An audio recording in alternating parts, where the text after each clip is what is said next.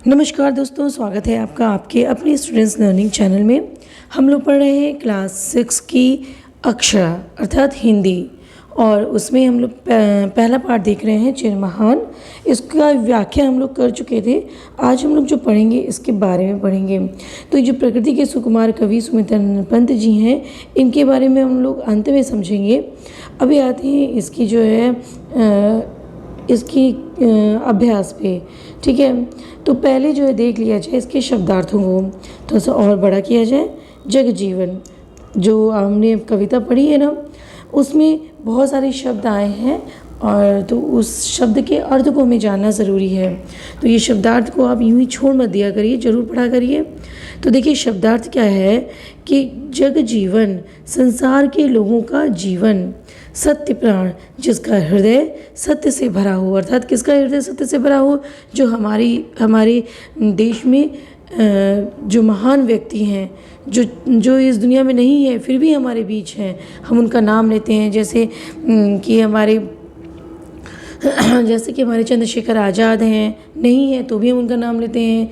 गांधी जी हैं, नेहरू जी हैं, इत्यादि जो महान व्यक्तित्व हैं, उनका हृदय सत्य प्राण, उनका हृदय कैसा है, उनकी आत्मा कैसी है? सत्य से भरी हुई है। अर्थात जिसका हृदय सत्य से भरा हो, मानव के हित समान, जो समान रूप से मनुष्य की भलाई करने वाला हो, सहायता करने वाला हो। अंधभक्ति यानी बिना सोचे समझे किसी के प्रति निष्ठा का भाव रखना। हाँ, बिना सोचे समझे वो कैसा व्यक्ति है, हम उसको जो है बहुत ज़्यादा सम्मान दे दें, ऐसा अंधभक्ति कहलाता है ना। किसी पर भी सोच समझ के विश्वास करना चाहिए। और अखिल मतलब क्या होता है? संपूर्ण, सारा। परित्राण का मतलब होता है रक्षा। और विहान प्रातःकाल, भोर, हम नया विहान ला सकें, यानी कि नई भोर ला सकें। प्रातःकाल जब होती है तो पहले की सारी चीज़ों को हम बिसरा देते हैं, भूल जाते हैं, तब एक नई शुरुआत करते हैं। उसी तरह से क्या है कि जब हम अपने अंदर की बुराइयों को ख़त्म कर देंगे और लोगों की भलाई करेंगे, तो जो हमारा नया सवेरा होगा एक नया होगा। ठीक है, हम कोई भी कार्य करने के लिए सजग रहेंगे, तैयार रहेंगे। तो इसीलिए कह रहे हैं कि एक विहान हो, नया भोर हो, नया प्रातः हो। अब देखिए कुछ करने की बात तो आपको खुद ही करना है। कह रहे ईश्वर भक्ति से संबंधित अन्य कविताओं का संकलन कीजिए। अब ये संकलन की बात तो आप खुद ही कर सकते हैं। ईश्वर भक्ति से रिलेटेड जितनी अधिक कविताएं जो है सुमित्रानंद पंत के द्वारा लिखी गई है, और भी बहुत सी कविताएं हैं जो अन्य कवियों के द्वारा लिखी गई है, उसको आप पढ़िए। अभी तक आप 6 में हैं, तो 5th तक में बहुत सारी कविताएं लिखी गई हैं जो अन्य कवियों के द्वारा लिखी गई है, तो आप उनको पढ़ के कलेक्ट कर लीजिए। विचार और कल्पना। संसार में मानव कल्याण के लिए कौन कौन उपाय किए जा सकते हैं? अपना विचार व्यक्त कीजिए। अगर आपको ईश्वर से संसार के कल्याण का वरदान मिल जाए तो आप क्या करेंगे? तो देखिए ये ऐसा प्रश्न है जिस पे आपको विचार करना है, सोचना है। देखिए हिंदी एक ऐसा विषय होता है, हिंदी एक ऐसा विषय है जो आपको सोचने पे, विचार करने पे मजबूर करता है।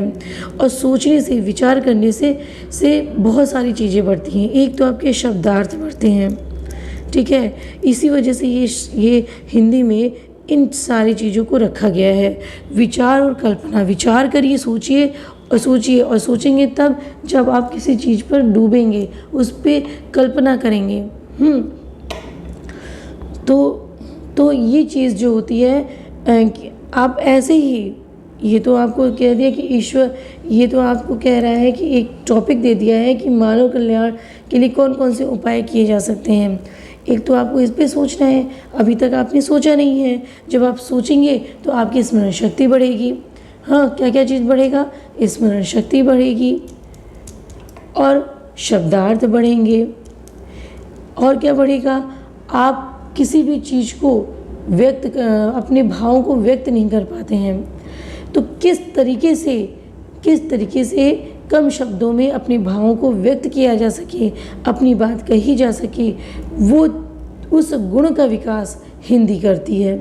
तो इस तरीके से आप जब सोचेंगे तो आपकी शब्द स्मरण शक्ति, शब्दार्थ और आपके भाव व्यक्त करने की क्षमता बढ़ेगी। तो जो है इस पर आप ज़रूर कोशिश करिएगा। ये कोशिश आपकी स्वतः की है। आप बैठ जाइए और बैठ करके सोचना शुरू करिए। अब देखिए कविता से क्या है, कविता से क्या क्या पूछा गया है। तो इस कविता में देखिए दोस्तों, आज मेरा थोड़ा गला बैठा हुआ है, लेकिन आप थोड़ा सा कोऑपरेट कर लीजिए। इस कविता में सत्य प्राण शब्द अच्छे गुण का सूचक है और अंधभक्ति शब्द दुर्गुण का सूचक है। तो अच्छे गुण और बुरे गुण का सूचक कौन कौन सा है, कौन कौन है, ये आपको बताना है। और इस कविता में पढ़कर आपको अच्छे शब्द और बुरे शब्द लिखने हैं। तो सत्य प्राण अच्छा शब्द है और दुर्गुण वाले शब्द अंधभक्ति हैं। तो आप कविता में आइए, अच्छे अच्छे शब्द कौन कौन से हैं। तो देखिए अच्छे अच्छे शब्द, सत्य प्राण ये क्या है, अच्छा शब्द है। प्रेमी अच्छा शब्द है। हित समान अच्छा शब्द है। तो आप जो है क्या लिखेंगे, उस अच्छे शब्द में लिख डालेंगे इसे, ठीक है। जिससे मिले जीवन में शक्ति, क्या मिले, शक्ति अच्छा शब्द है। शक्ति कैसा शब्द है, अच्छा शब्द है, तो शक्ति लिख डालेंगे।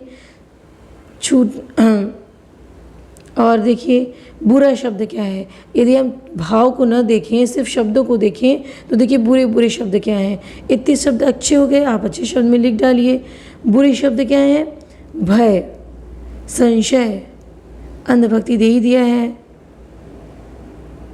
तो इसमें बुरे शब्द ये दोनों हैं, ठीक है। और देखिए अच्छे शब्द ज़्यादा हैं और बुरे शब्द कम है। बुरे शब्द मुझे यही दोनों दिख रहे हैं, भय और संशय और अंधभक्ति। और अच्छे शब्द बहुत सारे हैं, प्रकाश अर्थात ज्ञान, अमरता का दान, परित्राण, ये सारे क्या हैं, अच्छे अच्छे शब्द हैं। नवजीवन, ये सारे अच्छे शब्द हैं। अच्छे शब्द बहुत सारे हैं जो आप अच्छे शब्दों में लिखिएगा। बुरे शब्द ये 3 हैं जो आप इसमें बुरे शब्दों में लिख दीजिएगा, दुर्गुण में लिख दीजिएगा, ठीक है। अब आगे बढ़िए। कवि विश्व में नवजीवन का विहान क्यों लाना चाहता है।